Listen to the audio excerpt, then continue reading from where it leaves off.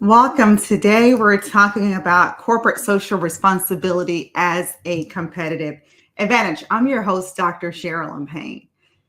I want you to think about this question and really just ask yourself this question. What are your leaders doing to foster a sense of belonging and engagement within your organization as it relates to corporate social responsibility and corporate giving programs? And I ask you this question because this is a topic that often comes up when I'm partnering with companies from their employees. They're saying that we want to do more. We wish our company was doing this or providing us with this opportunity. So when you understand the power of corporate social responsibility and the impact that it can have on your organization as a leader, then you understand as well that this is something that it's a necessity. It must be done, and it's not necessarily an option or something we can get to later on. Why is that? We're living in different times. We have different people than we had before. And so as we're seeing, our baby boomers are exiting the organization, millennials are coming in and they're saying, we want to fulfill purpose. We want to make sure that we are leaving a legacy. We want to make sure that we're having impact. I can share with you one of the greatest things I've ever done for an organization was to help them to build out their corporate social responsibility program. And it really left a lasting legacy for that particular executive who saw the need to bring me into the organization to do just that. It increases and enhances your engagement. Why do we want engagement? Organizations understand that engagement really is about productivity. It's not necessarily so much that our employees love us and they are so fulfilled working here, but more so they are more productive. They're giving us something and we're giving them back something. It adds to your bottom line significantly. And so I want you to think about what you're doing to promote CSR within your own organization, as well as how this can actually help you to increase your employee engagement and morale within your company. So corporate social responsibility has evolved. We've moved beyond traditional philanthropy where you're just giving money or you're just giving your time, but really it's all about, again, getting you involved in the community who is allowing you to serve them, right? And you're giving back to those particular people who you actually serve. And whether that's with your direct population or perhaps it's just where you actually do business, or maybe you're a global organization and you're looking for global things that your organization can actually do to enhance the world in which we live. And so your corporate social responsibility program is evolving and it's moving beyond, as I said before, just giving time or just giving money. Now you're actually doing both. It's really a blend there. And it helps to shape a positive as well as an inclusive company culture. How is that? You may be wondering. Well, there are different things that you may actually give back to. So if you're like me, one of the things I'm absolutely passionate about beyond anything else probably is justice. Justice as well as spirituality. Now, with that being said, I'm looking for also opportunities to support and serve the next generation. So really focusing in on youth. And so when I'm looking at for my company, the corporate social responsibility programs, where do we actually engage? It really supports one of those things in which I am passionate about as the founder. And then also looking to see those who work alongside me. What are they passionate about? I have people who support me in India, people who support me in Africa, people who support me in Canada. So how do I also ensure that while I am here in the US, what am I doing to support their countries as well? And what's important to them? So it's asking them, hey, what is it that you're passionate about? What organization would you actually like to support and give if you have the time as well as the financial resources? And one of the things I found is just by simply asking that question, what's important to them and how can I actually help support them as they serve the causes and the missions that are important to them, that they value, that it really cements our organization and brings us closer together. And it also gives us something to talk about because I can ask them, hey, when you took time off to go do XYZ, what is it that you got from that? What did you learn? What did you actually see? How did it make you feel? And so we have conversations that really kind of can penetrate the heart and really pierce the heart in a deeper way than we could if we were just going about doing our business as normal. That's the power of corporate social responsibility, giving them time to go and volunteer, time to go and serve. Perhaps, one of the things I used to love doing, especially with some old colleagues and friends, was getting together to serve Habitat for Humanity. That's something that we would serve in together. And really, it was actually because one of my dear friends was actually an attorney. We worked in an organization together, and her school, I believe it was University of Michigan or something like that, actually had an event there. And so maybe for you, it's giving away turkeys or it's serving in a hospital. Another one of the things that I do is mentoring programs. So I find myself mentoring, as I said before, the next generation of youth and leaders, and really focusing in on what am I passionate about? And that's mentoring them in the field of leadership. And so how do they become self-leaders where they can actually lead themselves as well as lead others? And again, it really starts with what is it that's going to really hit home for you? For some people, maybe it's pets. So maybe your organization says, you know what? I'm going to give everybody 20 hours or 24 hours or whatever to go and serve at the animal shelter. One of the things I want to caution you against as a leader, though, is we're having these type of conversations, is I want to caution you against that, because I like this. Everybody has to donate their time and do this particular thing. You really want to also use this as an opportunity to serve, but again, to build trust. And there are some organizations who have successfully integrated CSR into the fabric of their organizations. And so look at those and explore what they're doing, how they're actually doing it, why are they doing it, and what's the return on it. Now, we don't serve or give to get back, right? It's just the law of nature that when you give, you will receive. And so it's going to come back to you, but we don't enter into it with that aspect or that mindset. We're entering into it with the understanding that where we are now is we're in a position to actually be a blessing. We're in a position to create impact, to leave legacy. We're in a position to build stronger communities, which in turn helps us to build a stronger world, a stronger nation, right? So I want you to think about that. How can you implement your strategy easily and creatively and interactively beyond just giving money? Because it's so easy to write the check and never serve, never stand up. As an executive, I'm going to encourage you that when you have the opportunity to serve with your organization or those you actually lead, do it. Do it. Build the relationship. Get to know your people and use service as a tool to help you to do just that. I want you to begin to think about how can you use this hands-on initiatives. There are a number of organizations out here who can actually allow your organization to do virtual things together. And so you can have someone who's in one part of the world and you're in another part of the world.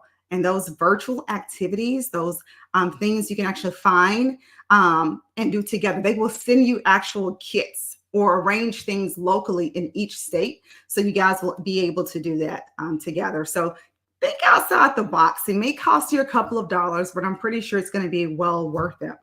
There are some successful organizations who are doing it, and they're doing it really well.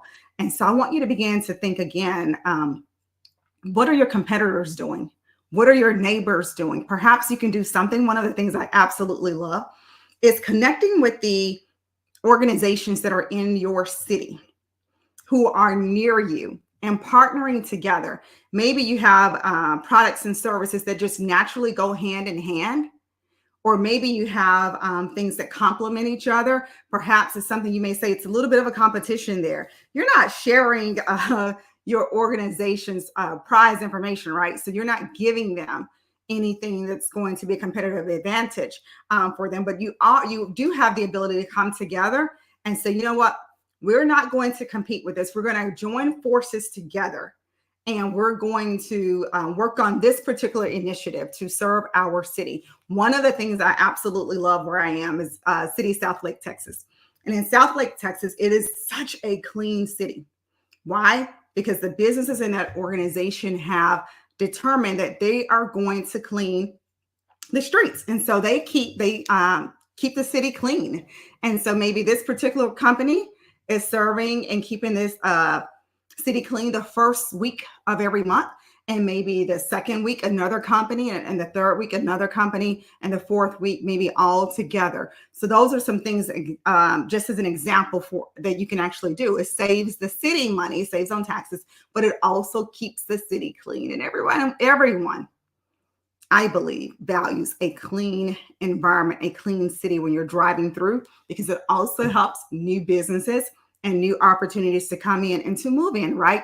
So there are some benefits. I want you to think again through how you can benefit the city in which allows you, I say allows you to do business there, and keep your people safe.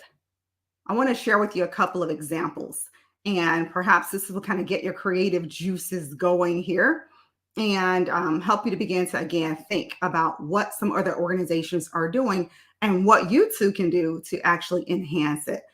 This is significant in this day and time. I would really go out on a limb to say that this is something that is a must-have for your organization. It's expected.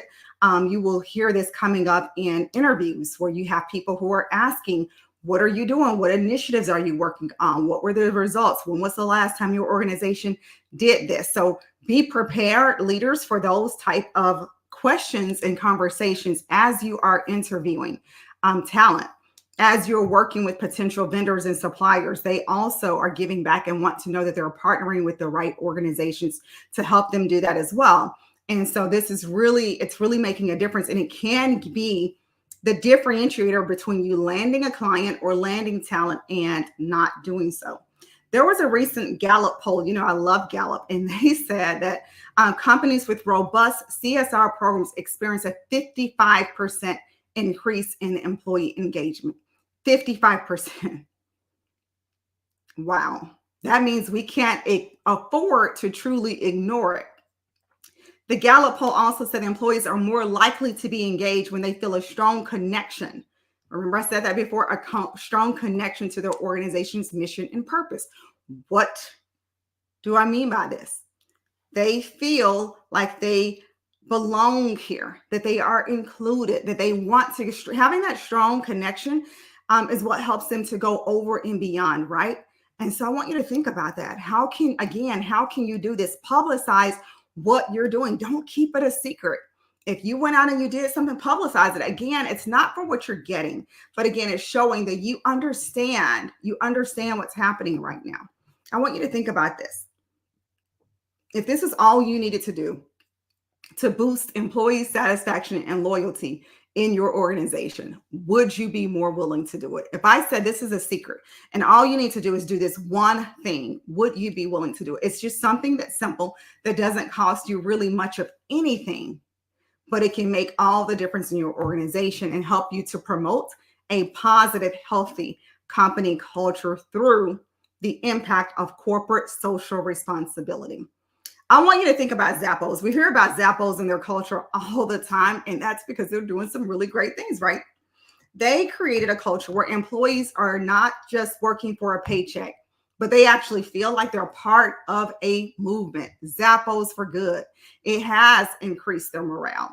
It has created their strong sense of belonging. So we spend a lot of time and money and effort on DE&I programs and inclusion and belonging, and all you have to do is, again, just think about how you can naturally do it, how you can naturally weave it in, and it doesn't have to be a program. There are some causes that are important to your people. Begin to talk to them. Allow your employees to lead and stand up initiatives and get other employees engaged. You don't have to do it all by yourself. You have the capability to use the resources that are around you to get you what you need. And what you need are employees who are connected with the hearts, the minds, the soul, the spirit of your organization. You need employees who are engaged and think highly of what it is that they actually do, and they love where it is they actually work. So hands-on activities, what can you actually do? Does your organization have volunteer days where you allow your employees, again, to go out and serve in their communities on different projects? Perhaps it's together as a team if you can. Perhaps it's alone. Maybe you're using it, hey, we're going to use this as an opportunity for team building and teamwork and employee satisfaction. And even, guess what, skill development, because some of your employees can actually get involved in organizations and serve on boards. They're learning those key leadership skills, how to plan events, how to mobilize a team, how to get people excited. There are some benefits even with your organization, for your organization, when you allow employees to go out and serve in the community. You're not necessarily losing out, but what you're gaining is far beyond that. One standout success story that I absolutely love is Patonia. And they are committed to environmental sustainability. And it's not just their PR move. If you go on their website, you can see that it is embedded deep within their culture because they involve employees in the decision-making processes as it relates to CSR. They have a sense of ownership. They are that results in increased employee engagement levels and events and activities and what they're actually doing. They really are passionate about giving back and serving the community.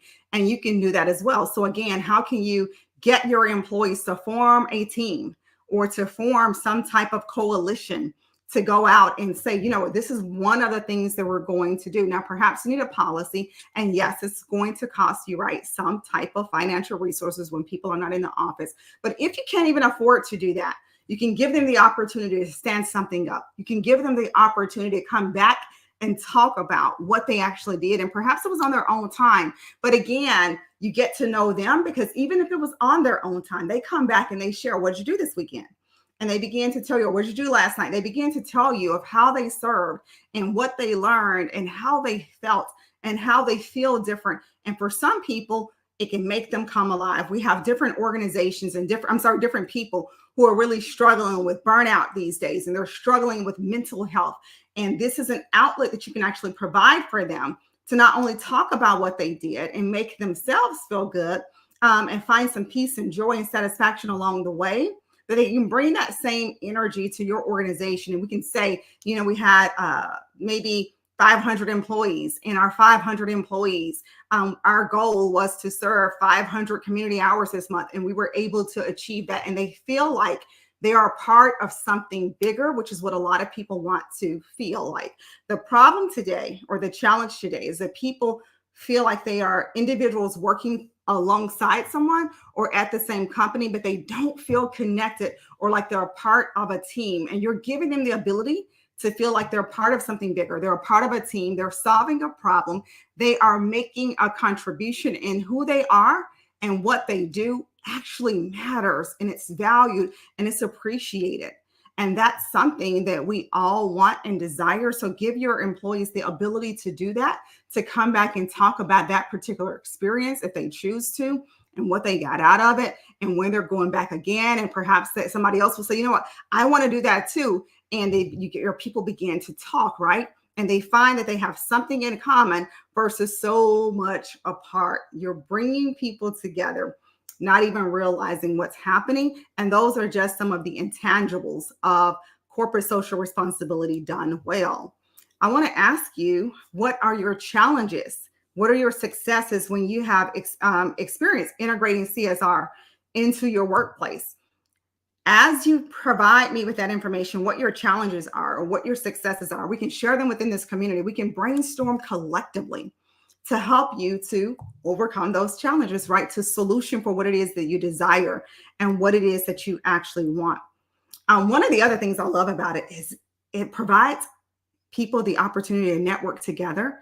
Some people say, you know what, I am horrible in networking. I'm one of the people who will raise my hand and say, you know what, networking is not something that I particularly enjoy. I love meeting new people, but I love getting to go deep with them and spend time with them one-on-one and learn who they are and what drives them and what motivates them and how I can support them.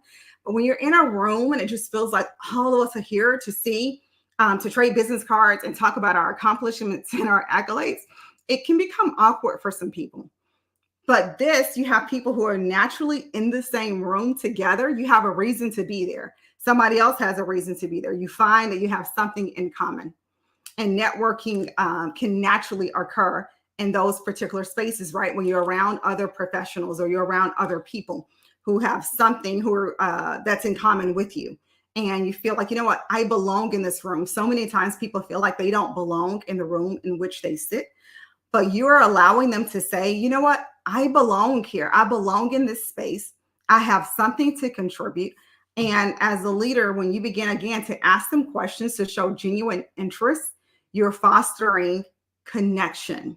And connection is going to be what makes the difference between people giving you their great ideas and then people who are withholding, as I like to say, holding back for fear that they are an imposter or they're going to be found out or they don't believe in that particular thing.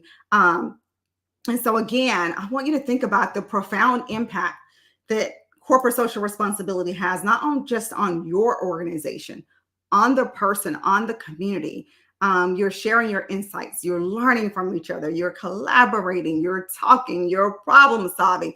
There's so many different things that you're doing. You're gaining a new skill set, doing things that you never thought you could do. You're gaining confidence. So it really has a significant impact when you look at it just from that lens alone versus the spend. Sometimes we get caught up as leaders in the spend. How much money and is this going to cost me?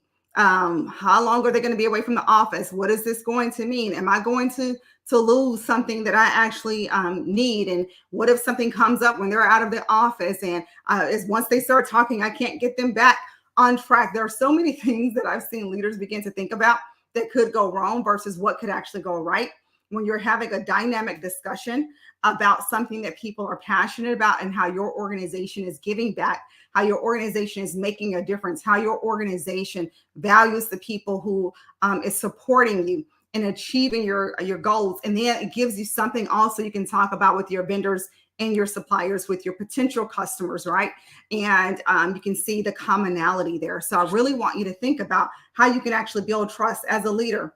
Again, you share, you go first. You go first. You go volunteer first. You arrange something and don't make it mandatory unless it's something for team building, right?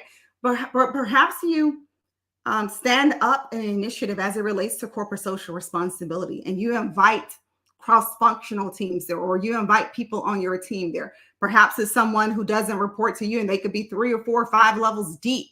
But again, you're getting to know them and they will give you the information that you need, because sometimes the higher you go, the less information you really truly have to work with.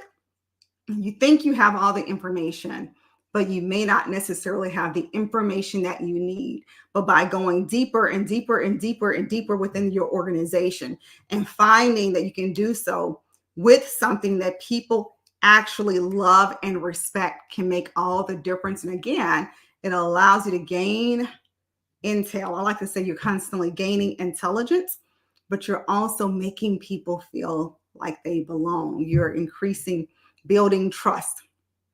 Building trust. And when they see you on the elevator, they're not nervous, right? When they see you in the parking lot, they can begin to say, hey, Bill, hey, Sue, hey, Teresa, hey, whatever your name is, and share what's happening, share what it is. Hey, I was thinking about this. I was thinking about this problem that I heard the organization is having. Are we still having that problem? Because here's what I was actually thinking, but I couldn't get through your secretary, or I just work in the call center. I'm just a call center employee, and I never thought I would have the opportunity to talk to my C-level executive. I never thought I would have the opportunity to talk to the head of my department. But here's something that I want to share. Here are some things that people have been talking about. And I believe if we could do this one thing, it could actually turn it around. Or I was looking at this, and here's how we can make this process more efficient. See, once you begin to connect with people and you move them beyond the work and you tap into this heart, and you remember that we bleed the same red blood, then they're more likely, they're more inclined to support what matters to you and what's important to you. So as a leader, again, I'm asking you to go first. I'm asking you to take the need for corporate social responsibility back to your organization, not just for yourself, but I'm asking you to actually take it back for your people as well. And so with that, I want to open it up. Do we have any questions? Is there anything anyone would like to ask about corporate social responsibility and how you can actually use this Oh, I'm sorry. Okay. How you doing, pretty? Okay, good. I'm sorry, I had to remove someone. Asking how you can use this as an opportunity again to strengthen, enhance your organization. I want you to make this something that you take back to your organization. I'm going to say this year. What a better time. We're on the end of Giving Tuesday, was just this past Tuesday. Now with Giving Tuesday, guess what? You have the ability to give all year long. It's not just with Giving Tuesday. Your organization can identify who you want to partner with, and you can give all year long. Perhaps one of the things you say, you know what, for our Giving Tuesday, for our organization, we're going to support our company's fund, or perhaps we're going to support the Equal Justice Initiative, or we're going to support, I can't think, Make-A-Wish Foundation or St. Jude Children's Hospital, Red Nose, whatever it is, right? I'm just throwing some things out there. Ask your employees, where would they like for you guys to donate dollars?